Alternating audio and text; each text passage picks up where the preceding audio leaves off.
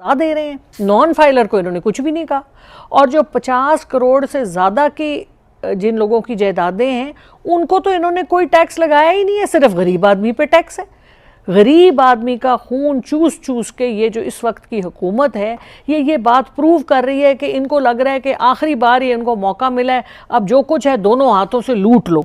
तो मैंने जो दी हैं अमेंडमेंट्स मैं आपको सबमिट भी कर देती हूँ। विद होल्डिंग टैक्स, ये पेंशनर्स के ऊपर एग्रीकल्चर के हवाले से जो इन्होंने टैक्स लगाया है वो मैंने कहा है कि छोटी लैंड होल्डिंग्स पे होना चाहिए, 12 एकड़ पे, 25 एकड़ वाले तो अमीर लोग होते हैं।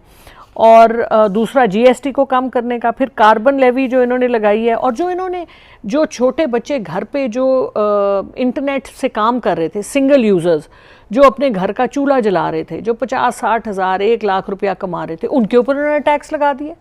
हर गरीब आदमी पे इन्होंने टैक्स लगाया है, अमीर आदमी पे कोई टैक्स नहीं है। अच्छा, सैलरी क्लास को इन्होंने रिलीफ दिया। सैलरी क्लास में इंपॉर्टेंट सिर्फ ग्रेड 1 से 16 तक वाले हैं, 16 से ऊपर तो वैसे ही बड़े अमीर होते हैं। और हमारे यहाँ पे जो लोग हैं, आप भी जानते हैं, हम भी जानते हैं, सेनेटर को तो 14 ग्रेड की तनख्वाह मिलती है। तो जो 22 ग्रेड वाले हैं, आप सोचें हमारी तनख्वाहें बड़ी हैं, तो जो 22 ग्रेड वाले हैं उनकी क्या तनख्वाहें हैं, ये भी कोई बता दे हमें, वो कभी भी नहीं बताएंगे। अच्छा जी, दूसरा ये कि जो इन्होंने रियल एस्टेट पे टैक्स दिया है उसको मैंने कहा है रिवर्स करें।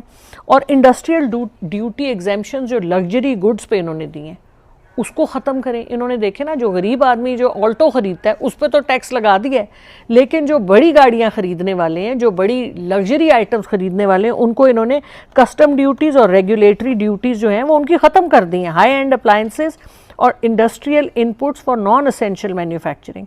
तो ये सब सिर्फ एक अमीर चंद लोगों को खुश करने का बजट है। गरीब आदमी पे सरासर जुल्म, मुसीबत।